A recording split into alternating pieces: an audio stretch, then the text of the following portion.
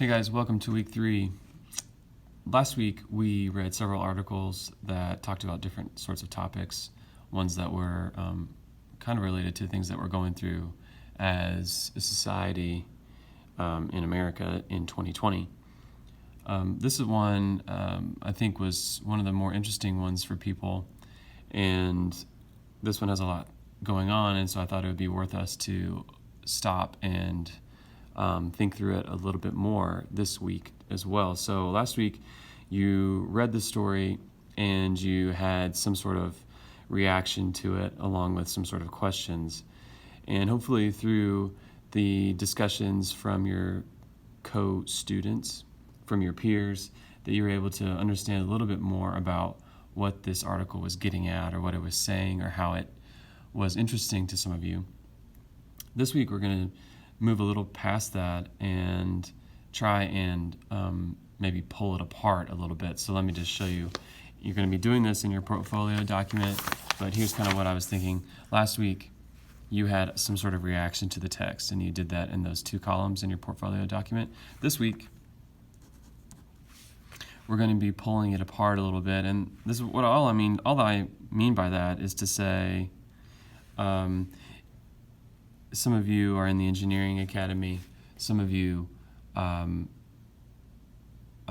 in different sorts of academies, but all that to say, whenever you are interested in something, then it's natural to try and figure out how things work, how things are doing what they want to do. If you build a Lego or a robot or some sort of design you have or a painting you have or a song you make, it's a very natural thing to ask yourself, what sort of things are coming together to make this whole thing work?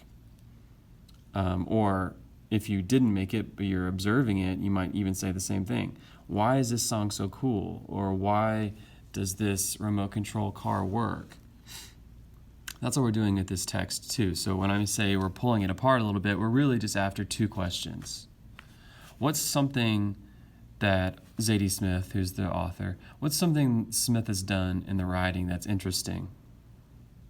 You define what that is for you. That'll be different for everybody. What is something that she's done? This is an article about suffering and about privilege and about the pandemic and how people are wrestling with it.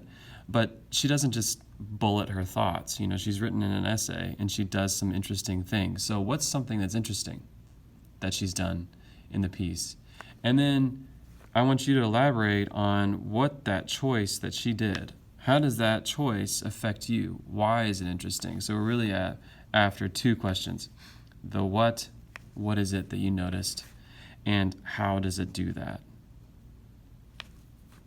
It's pretty easy, maybe, to find the what. What's something that she's done that's interesting? It's much harder to then put into words how that choice has affected you. But that's what we're going to be practicing a lot this year because it's a good part of analyzing. That's all analyzation really is doing, is noticing something and then trying to put to words how it's working. Okay, you're going to be doing that in your portfolio document.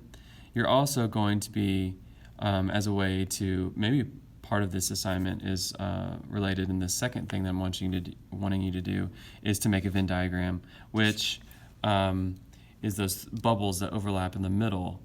And I want you to make a Venn diagram over how Smith talks about privilege and suffering. So we've got privilege on the left. Look at these very nice bubbles here. And suffering on the right. So how is suffering unique?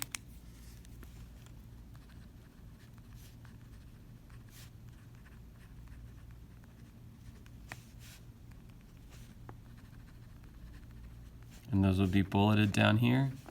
And then ways that privilege is unique. And then the ways that they overlap.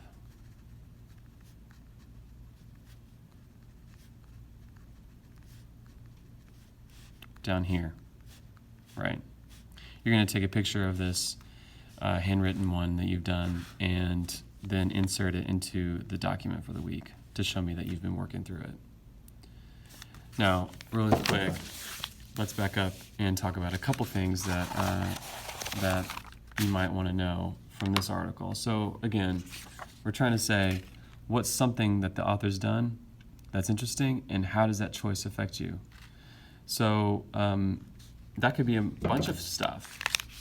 Let me give you a couple things that I've noticed that if it were me, that I would be talking about. There's sometimes that I've noticed that this writer doesn't even use complete sentences, and you might say, why does she not use complete sentences? But here's the first example.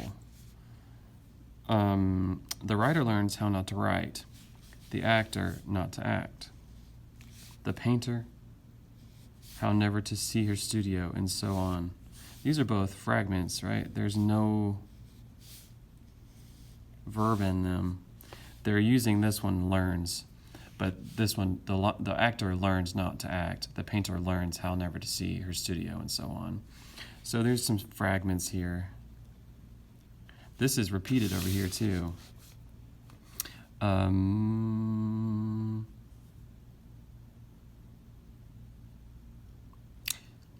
lost it. These are not even fragments, they're just repetition. Her face, her face, her face, your face, your face, your face.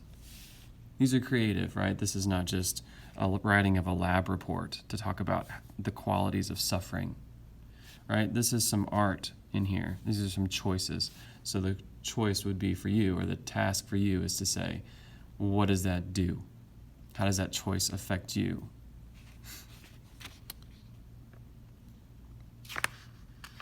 You might choose something like this sentence, right? You've got these very short, choppy sentences, and then you've got this one, very super long sentence right here.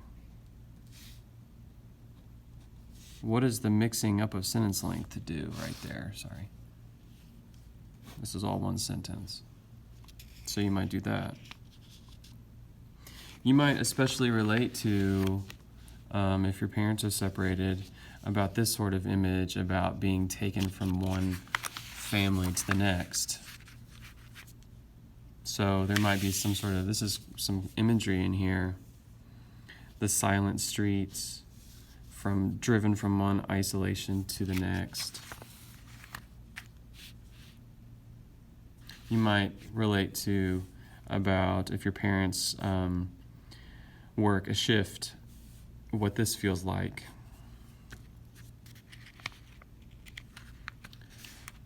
The choice is really going to be individualized because it's what is sticking out to you, but then you're trying to articulate how it does that. Something that for the Venn diagram starts really right here. Her first mentioning of the word privilege is right here.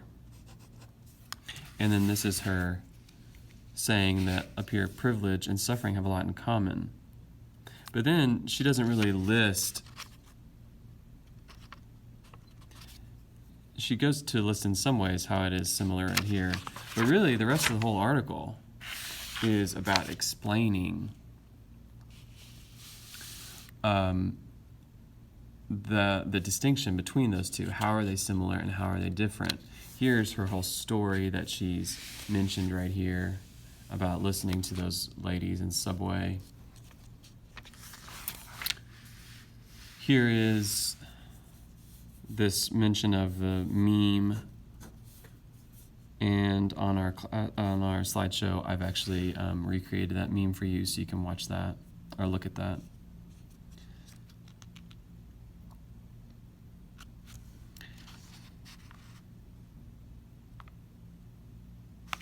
I want you to have some freedom with this choice or whatever you choose to write about, but in your document, the task for the week, find something that Smith has done